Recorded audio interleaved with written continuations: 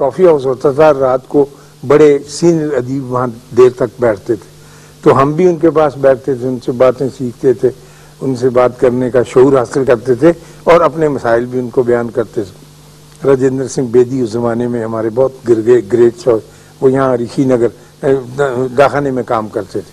کریم چندر بھی آ جاتے تھے کشمیر سے، بہت لوگ، بہت۔ تو میں رات کو دیر سے گھر آتا تھا، تو میری ماں جو تھی وہ ہمیشہ اٹھ کے چولہا جلا کے، اس زمانے میں گیس ویس تو ہوتی نہیں تھی، وہ روٹی پکاتی تھی، تو میں ماں سے ہمیشہ کہتا تھا کہ آپ روٹی رکھ کے سو جایا کریں۔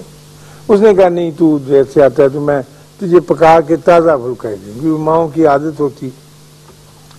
تو میں ان سے بہت تنگ تھا اور میں نے کہا تھا دیکھیے میں کھانا نہیں کھاؤں گا، اگر آپ اٹھ گئے 12 بجے آ گئی تو کہنے لگی کوئی بات نہیں۔ ایک دن یہی پھلکا پکاتے ہوئے انہوں نے مجھ سے پوچھا کہ تو کہاں جاتا ہے؟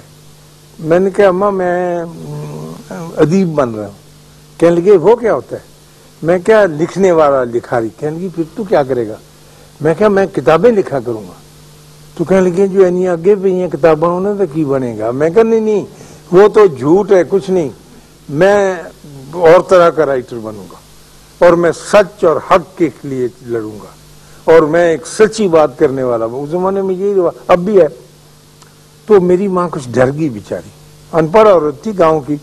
میں نے کہا میں سچ بولا کروں گا اور جس سے ملوں گا سچ کا پرچار کروں گا، اور میں یہ جو رائٹر ہیں یہ بہت چھوٹے درجے کے۔ تو مجھے یاد ہے اس کے چمٹے میں پھولی ہوئی روٹی تھی، اس نے میری طرف دیکھا چہرہ کر کے، تو کہنے لگی کہ اگر تو نے یہی بننا ہے جو تو کہتا ہے اور تو نے سچ ہی بولنا ہے تو اپنے بارے میں سچ بولنا، لوگوں کے بارے میں بولنا نہ شروع کر دینا۔ بالکل ان پڑھ عورت کی بات۔ سچ وہ ہوتا ہے جو اپنے بارے میں بولا جائے، جو لوگوں کے بارے میں بولتے ہیں وہ سچ نہیں ہے۔ تو ہماری یہ عادت ہے اور ہمیں ایسے ہی کچھ بتایا سکھایا گیا ہے کہ ہم سچ کا پرچار کریں اور بولیں گے۔ جب ہم بابا جی کے پاس گئے اور کبھی کبھی ان سے یہ نکل جاتی تھی میرے منہ سے بات کہ میں سچی بات کروں گا اور حق کی بات کروں گا، سچ، تو وہ کہا کرتے تھے سچ بولا نہیں جاتا، سچ پہنا جاتا ہے، سچ اوڑھا جاتا ہے، سچ واپرتا کی چیز ہے، بولنے کی چیز نہیں ہے۔ جو ہی سچ بولو گے وہ جھوٹ ہو جائے گا۔ جب تو یہ بات سمجھ میں نہیں آتی تھی، لیکن اب جو وقت گزرتا ہے اور یہ حسرت ہی ہے، یہ آرزو ہی ہے، میرا جی چاہتا ہے کہ مرنے سے پہلے میں ایک دن کم از کم سچ اوڑھ کے باہر نکلوں اور ساری دنیا کا درشن کرتے ہوئے پھر واپس آ جاؤں۔ اوڑھا ہوا سچ پتہ نہیں کتنا خوبصورت ہوتا تھا، بولا ہوا آپ کے سامنے ہی ہے، وہ اچھا نہیں ہوتا۔ میں یہ عرض کر رہا تھا کہ جب آدمی کسی کو کرٹیسائز کرتا ہے نا، کسی کے اوپر تنقید کرتا ہے، تو حکم تو یہ ہے کہ پہلے آپ دیکھ لیں کہ اور اس کی عینی شہادت دیں آنکھوں سے کہ آیا اس میں یہ خرابی ہے بھی کہ نہیں۔ اگر وہ نظر بھی آ جائے اور خرابی ہو بھی تو پھر بھی اس کا اعلان نہ کریں۔ آپ کو کیا حق پہنچتا ہے اعلان کرنے کا؟ اللہ ستار العیوب ہے، اگر اللہ ہماری ان چیزوں کو اجاگر کرنے لگے توبہ توبہ، تو ہم تو ایک سیکنڈ بھی زندہ نہ رہیں، سارے بید کھول کے رکھ دیں، وہ سب لکو کے چھپا کے رکھتا ہے ہمارے، تو ہمیں اس بات کا حق نہیں پہنچتا۔ دوسرے یہ کہ پھر خرابی نظر آئے تو پھر آپ دیکھیں کہ اگر میں ان حالات میں ہوتا، میں ان سرکمسٹانسز میں ہوتا اور میں ایسے حالات سے گزرا ہوا ہوتا کہ بچپن میں یتیم ہو گیا ہوتا یا کسی کے گھر پلا ہوتا، تو میری شخصیت کیسی ہوتی؟ یہ بھی ایک بات غور طلب یعنی کرنے کی۔ اور تیسری بات جیسے میں پہلے عرض کر رہا تھا کہ بہت ممکن ہے کہ آپ کی آنکھ جو ہے اس میں ٹیڑھ ہو اور اس بندے میں ٹیڑھ نہ ہو۔ تو اس سے مجھے ایک اپنا اور ذاتی واقعہ نہیں بھولتا، وہ یہ کہ ایک زمانے میں ہم سمن آباد میں رہتے تھے، لاہور میں ایک جگہ ہے سمن آباد، وہ نیا نیا آباد ہو رہا تھا، اچھا پوش علاقہ تھا۔ وہاں ایک بی بی آ کے رہی، ایک بڑی خوبصورت بہت ہی ماڈرن قسم کی ایک بیوہ عورت، بڑی نو عمر، اس کے 2 بچے تھے۔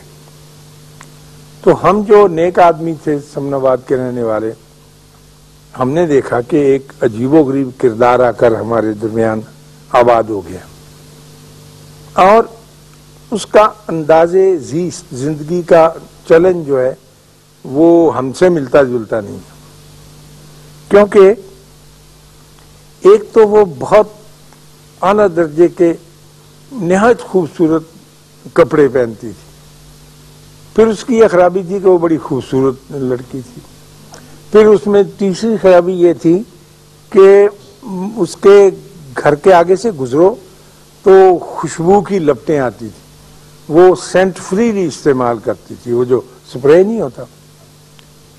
اس کے جو 2 بچے تھے خواتین و حضرات، وہ گھر سے باہر بھاگے پھرتے ہوتے تھے عام جگہوں پر، اور کھانا گھر پہ نہیں کھاتے تھے، لوگوں کے گھروں میں چلے جاتے تھے، اور لوگ ان کو کچھ دے بھی دیتے تھے اور وہ کھا بھی لیتے تھے، یعنی گھر کی زندگی سے ان کی زندگی کچھ کٹ اپ تھی۔ اور یہ ہم نے دیکھا کہ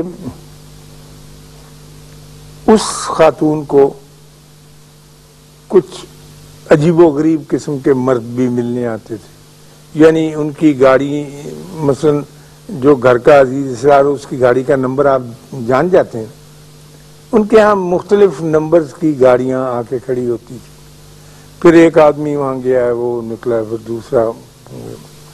تو ظاہر ہے ہم جیسے بھلے آدمی تو کوئی اچھا نتیجہ نہیں نکال سکتے، وہ ان کے بارے میں ہم ایسا ہی رویہ تھا جیسا اب آپ کو میں یہ کہانی سنا رہا ہوں، تو آپ کے دل میں بھی لا محالہ یہی خیال آتا ہے کہ ایسے ہی ہوگا۔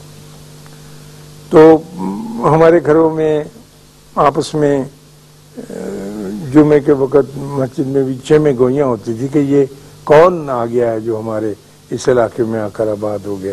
مزیدار بہت محنت سے اور توجہ سے اس قسم کے چمٹی سے گیدڑ نکالتے رہتے ہیں۔ تو ایک دن وہ گئی، اچھا، اور لیٹ کے صوفے کے اوپر میں دیکھتا تھا، کھڑکی تھی بڑی ساری جو گھروں نے لیا، وہ ناول جاسوسی پڑھتی رہتی، کوئی کام نہیں کرتی تھی یار، کوئی چولہا چونکا ہو۔ بچے اس کے بچوں کو کئی دفعہ کہتی تھی کہ نکل جاؤ نکل جاؤ۔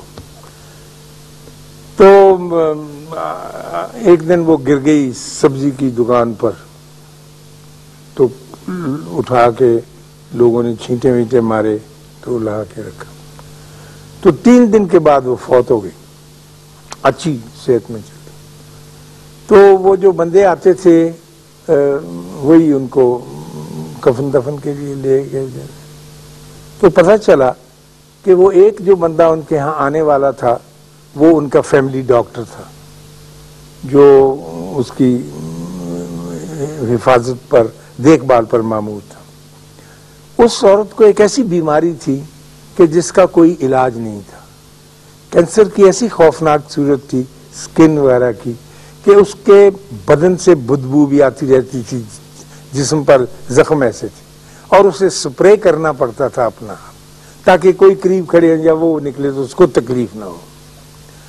اور اس کا لباس اس لیے ہلکا ہوتا تھا کہ غالباً بدن کو چبھتا تھا، جو بھی سکن میں ڈیزیز اس کی پیدا ہو گئی تھی۔ دوسرا اس کے گھر آنے والا اس کا وکیل تھا، جو ہر دوسرے دن آتا تھا، جو اس کی نگہبانی کرتا تھا اس کے حقوق کی، اور جو اس کا خاوند مقرر کر گیا تھا جو اس کے پیسے لا کے دینے۔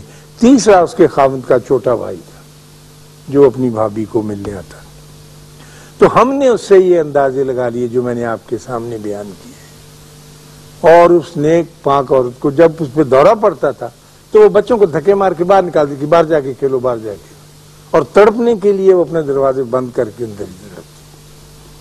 تو میرا مطلب عرض کرنے کا یہ تھا کہ ہم تنقید کا کام یا نقص نکالنے کا کام اللہ پر چھوڑیں، اس نے اس کے لیے ایک وقت مقرر کیا ہوا ہے، وہ جانے اور اس کا کام جانے۔ ہم اللہ کا بوجھ اپنے کندھوں پر نہ اٹھائیں، کیونکہ اس کا بوجھ اٹھانے سے آدمی سارے کا سارا چبا ہو جاتا ہے، چبا سمجھتے ہیں، کمزور ہو جاتا ہے، مر جاتا ہے، ختم۔ اللہ آپ کو آسانیاں عطا فرمائے اور آسانیاں تقسیم کرنے کا شرف عطا فرمائے۔ اللہ حافظ۔